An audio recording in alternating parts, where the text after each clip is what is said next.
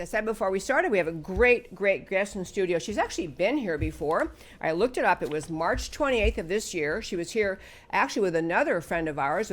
We had two guests on the same show, but Elisabeth Sabaditsch-Wolff is here today. She was here with Katie Hopkins. So first I want to welcome, hello, Elisabeth. Hi, Debbie. Thanks for having me back. Love having you. I want to show our listeners your book, and then we're going to talk about it. This is her new book. Okay, which way is the camera going? Okay, this is her new book, and the book is called The Truth is No Defense. And it's an astonishing book. You can see my little stickies sticking out. These are all the pages we have to discuss today. But I want to start with this. When you were on the show before, we talked about the fact that you, an Austrian citizen, were prosecuted by your government for speaking about Islam, factual truths about Islam, in a way that was not permissible. So tell me first, what is the law that you broke? What did they convict you of? Well, initially, they wanted to get me on hate speech charges. Hate speech? Hate speech. Okay. Hate speech charges. But when my lawyer played the tapes in court, the judge, it was very clear to the judge that there was absolutely no hate speech, as I knew before. And because there was no hate speech, the judge, at her own discretion, which is permissible in Austria, added another charge, which was the denigration of religious teachings of a legally recognized religion in Austria, which is, in effect, a blasphemy law. However, while this blasphemy law is supposed to cover every religion recognized in Austria, it is only applied to those criticizing Islam. That was my next question. You took the words out of my mouth. So the law is pretty much applied to people speaking in a way that offends Islam. Even what you're saying is... It's a perception of insult. Perception of insult. So what did you say that made... And we're going to get to why you were doing this and all that, but what did you say that was the basis of being charged? Well, I spoke for 12 hours in total, so I said a lot. What it came down to was I asked, during a discussion... that I asked a rhetorical question, which was, we discussed Muhammad's life and behavior, and as you know, and as probably a lot of our viewers know, Muhammad married a 6-year-old and consummated the marriage when she was 9. This is found in the canonical hadith. So this is basically stated fact according to Islamic law. And I asked the question, what do you call this behavior if not pedophilia? Meaning, I know that according to Austrian law, you can't call him a pedophile, which I wouldn't have done anyway. So I was looking for another word. So thus came the rhetorical question. Okay, so backing up from that, the reason that this came to the attention of the authorities, the reason you were sitting in that trial at that point, you were teaching courses, or I'll let you describe it, teaching courses about Islam. And I know we're going to get back to your life before that, how you came to be so familiar with Islam. But tell our listeners how much you had read, how much you know about Islam. Well, while I am not a self-described expert on Islam, I leave that to the others and those who disagree with, me being an expert on Islam. But I did do a lot of reading, and I read the Quran, I read the Hadith, but I also read... Tell what the Hadith are, The Hadith please. are the sayings and teachings of Muhammad, which are essential for a Muslim to be able to follow his religion, Islam. Okay, I was going to say, Hadith the Quran is, roughly speaking, the parallel of the Bible, is the textbook, but Hadith are actually revered, authoritative Islamic texts. Absolutely, and you cannot, as a Muslim, practice Islam because you get no information on how to pray or what to eat or what to do as a Muslim from the Quran. So Muslims have to turn to the Hadith to be able to practice their religion properly. So this is what I taught. I was asked by the Austrian Freedom Party, because there were so many Muslims already present in Austria and society was changing at the time, to hold seminars to inform those who are interested about Islam, its teachings, and also the effect that Islam has on a free society, a Western society.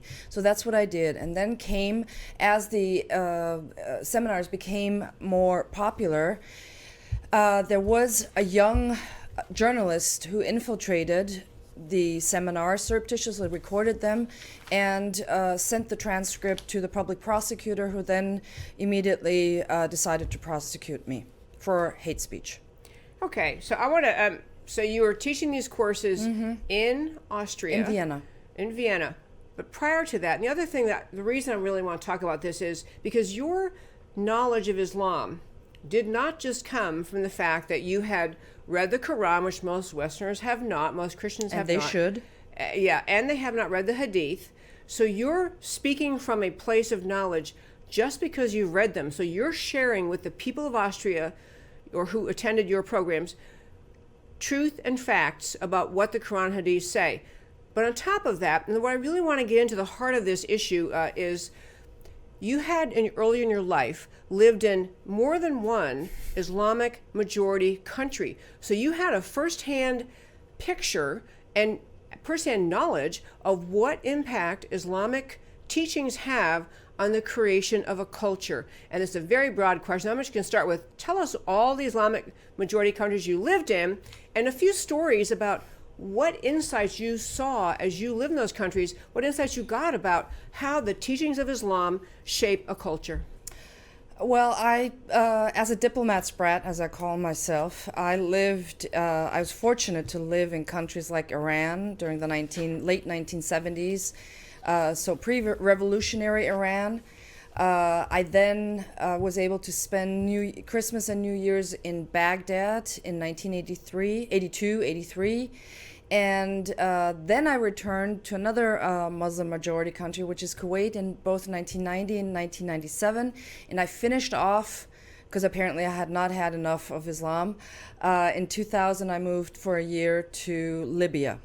So those are all the different countries. So in addition to experiencing Islam, I experienced Islam both from a Shiite perspective and the majority Sunni perspective. So I really know what I'm talking about. Okay, I want to jump in. I do want to get to, so I know you have so many stories, and again, they're in this book that you should read. So many stories about life in a culture which is dictated and controlled by Islamic teaching. But your travels were some as a child because you were a child of a diplomat, but then even as an adult, you chose to go back and work in, I've lost track, you worked in Libya. Kuwait and Libya. Kuwait and Libya. So you worked there as an adult. And so, I mean, the reason I want to get at this is when you're trying to talk to your own native country of Austria about what you saw, you're speaking from a place of firsthand knowledge. So I'd love to have you told me, actually in the car on the way over here, you told me one story. I'd love to, just an eye-opening thing about the difference in the culture and mindset created by Islam versus the Western culture of Austria, Europe, and America. Well, we in the West always think or are taught we should accommodate foreigners, those of a foreign religion or a foreign culture, and I beg to disagree on that matter. Having lived in all these countries, and the story that I told you on our way over was when I lived in Kuwait in 1997. I was for most of the year at the embassy. I was bored to death, and in order to pass my time wisely, I decided to study. And one of the classes that I took required a paper to be written, which I did, on women's suffrage in Kuwait. And for that, I went out and did interviews with Kuwaiti women from all walks of life, from Bedouin women to normal housewives to business women, some with hijab, some without hijab. And I can tell you that most, if not all of these women, and most astoundingly, the business women told me, I really have no need to vote. My husband does it for me. And now my question to our politicians, both here in the United States and in Europe, is why are we pretending otherwise? Why are we trying to see a different reality when women over there, we always like to call it over there, simply have no use for our Western way of life? Why are we importing these women, quote unquote, these women? Why are we forcing them to live the way we live? I can tell you another story if you want, which would epitomize this. Okay, I do want that. I also want to say stories you can tell from on the ground, the difference in life. For example, other ones have to do with young girls being married when they off by their dads. I mean, this is permissible in Islam. But go ahead. What's your next story? Well, Sure. the next story is I returned to Kuwait in 1991 after having been a hostage in Kuwait in 1990, which you could actually read in my book. I won't talk about it. But I returned in 1991, found a few friends of mine, and was invited to have lunch with these friends. Very devout Kuwaiti Shia Muslim. I sat on the floor. I squatted on the floor. I was invited, as I said, to lunch, squatted on the floor, sat next to a young girl, very, very sweet girl. And I started talking to her, and I said to her, well, what would you do if you were caught in a building on fire? And would you, in order to save yourself, shed your headscarf and your abaya, your long black cloak? And she said, I would rather die than take off my hijab. And that just, what are we doing forcing these women to take off their hijab? And my conclusion at the time, though I was 19 or 20 years old, so I wouldn't have said it in this way, but my conclusion is we must not force women to take off their hijab. On the other hand, we must tell these women, if you want to come to our countries, you must take off your hijab, or you stay in your Muslim-dominated country where you feel more comfortable. Why are you coming here if you don't like it? So, but in Austria, the Islamic population, women can wear the hijab anywhere. Is that right? Yes, although there were moves by the previous government to change this fact. And now girls under the age of 10, primary school, are no longer allowed to wear the hijab in school. In Austria? So kindergarten, yes. And up in primary school. So there is a slight change. I don't know how this will be executed, this new law. We will have to see. It's fairly new. But I wish our politicians would listen to people like me. But of course, I'm a right-wing extremist. I'm a racist. I'm an Islamophobe. So what do I say? I mean, I need to be silenced. As you can see from my trouble with the law, they needed to silence me. Well, I do want to get into your trouble with the law, but one thing I've been reading a lot about this too, have come to realize is that we don't appreciate in America, because we have freedom of religion, which includes to not have any religion at all. We have no sense of what it means to be in a country where religion is the law.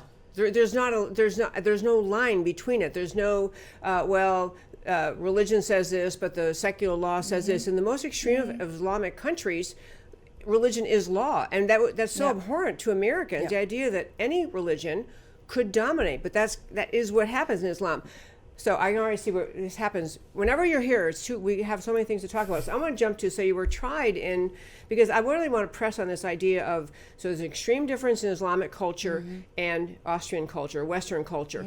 You also mentioned in the book how you noticed in the years you've been traveling, you were in Austria, you were with your family as a child, moving around, and then you're back and forth, and you had a period of time, you came back to Austria, and you noticed that Austria had begun to have a growing Islamic population, and that it was impacting the way you lived, the whole way the country felt. Can you describe that? Yes, that's very easy for me to describe. Well, the first change I noticed was when I returned on home leave from Kuwait. I was entitled to about a month every year, and coming home, it was usually in April, I noticed a profound change, because there were more women in headscarves in the underground and on the buses. And this was due to the Muslim Bosnian influx during the Bosnian War. So Austria took in a lot of Bosnian refugees, and this also accelerated Islamization of Austria. The most noticeable changes right now, after the 2015 quote-unquote Great Migration, which is all the refugees, so-called refugees, coming into Western Europe from Syria and Afghanistan and other countries, was more and more halal supermarkets. Halal being Islamic, slaughtered, was actually called permissible in Islam. But it is meant to following Islamic rules, according to Islamic rules, and something that we as Christians should not eat because it's not slaughtered in a animal friendly way, let's put it that way. Okay. And we certainly do not want to eat any halal meat. So you have more and more supermarkets that provide only halal only meat. That's one noticeable change. You have an extremely noticeable change in Austrian schools. The makeup of the student body in these schools. Currently, there are 60% of primary school children who do not speak German at home. 60%. This is just astounding, because if you look at the demographics, we're bound to lose. You see also that these refugees are being spread out in different neighborhoods in Vienna. For instance, I have living next door to me, and remember, Vienna is very cramped. It's not like here in Dallas. Living next door to me, an Iraqi refugee family with 4 young girls, and my next door neighbor is pregnant with the 5th child. Now, I have 1 child. You do the math. It's very clear. The next question is, who are these 4 girls going to marry? If it's Austrian boys, they are going to have to convert to Islam.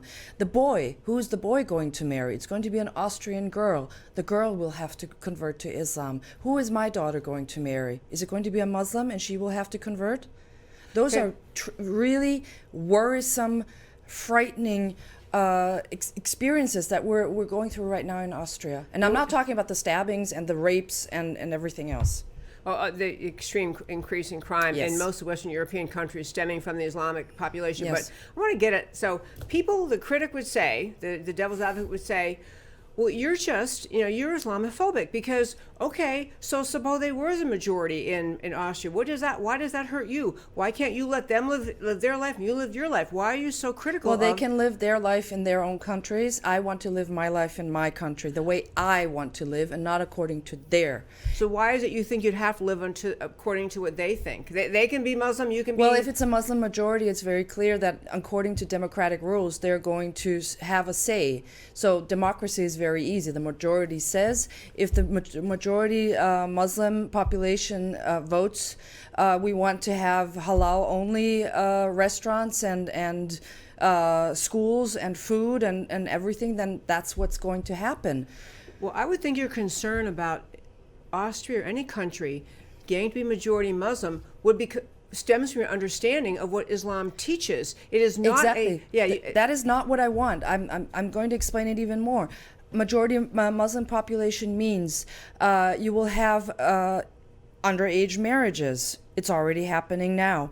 You will have female genital mutilation. It's already happening now. You are going to have the halal food for all, not just for Muslims. We shouldn't have it at all.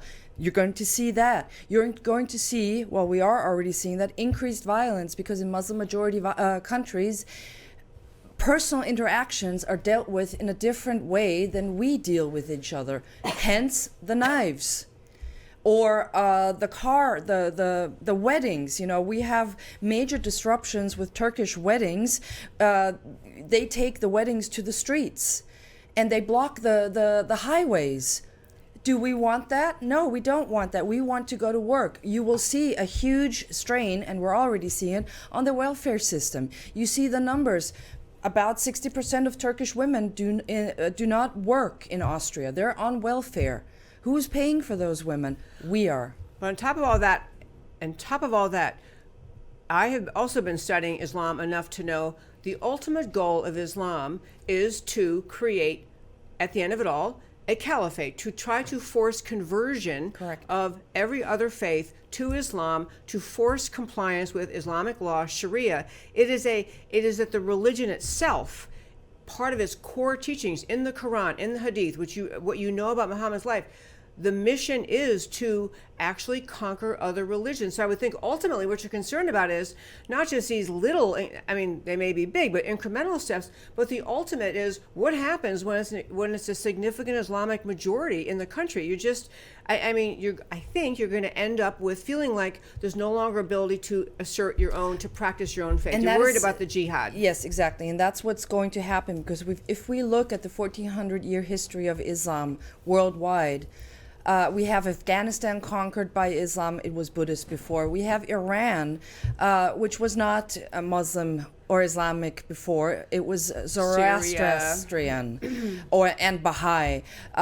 Look at all the other. Look at North Africa. Look at Syria. Look at Turkey. It was Christian, and for most instances, for most cases, except with the exception of Spain, once a society has become Islamized, it's over. There's no going back. And that is what my fear is for Austria and for Europe, that this is not going to end peacefully.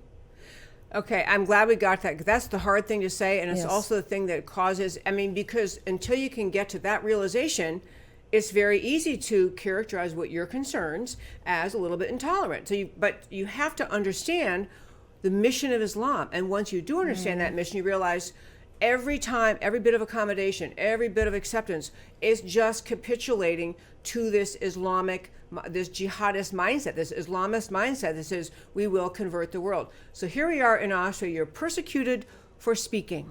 Not just me alone. There's many cases that followed me, and are currently there's many friends of mine in Germany and elsewhere who are being persecuted, who have to go through the same ordeal, and who are losing.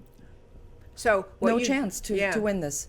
So you've ended up in Austria. You have no freedom of speech. No. Okay, so you're here in America. Because I have freedom of speech. It's one of your missions. So tell us, what do you want Americans to know? Well, now that I've been silenced in Europe, I've made it my mission even more. It's always been that, but now it's even more to warn Americans, to tell them what it's like in Austria and in elsewhere in Europe, to explain what it's like to exercise prior restraint in Austria, self-censorship, what it's like to tell my daughter every morning before she goes to school, first of all, watch out, take care, and don't say everything you think.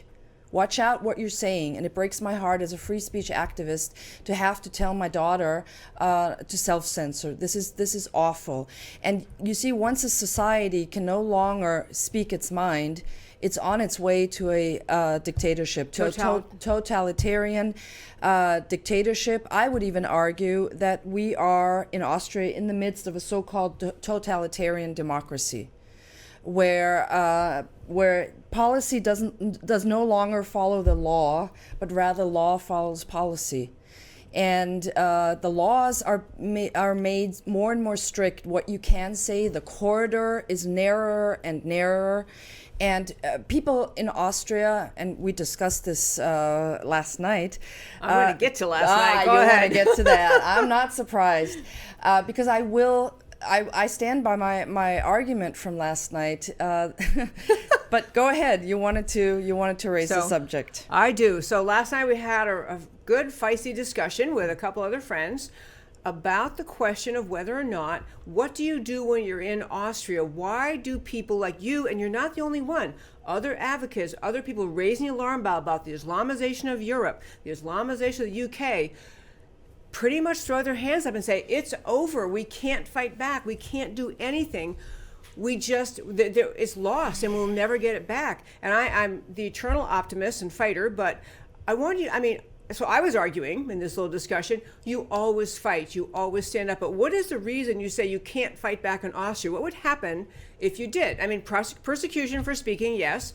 But what would they do to you if you spoke up? Do to anyone who spoke up? Well, it's not a matter of what would they do, what are they doing? Yep.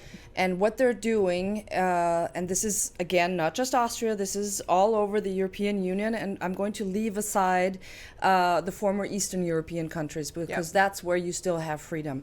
But in Central and Western Europe, if you look at a case like mine, I lost my job, I lost a lot of friends.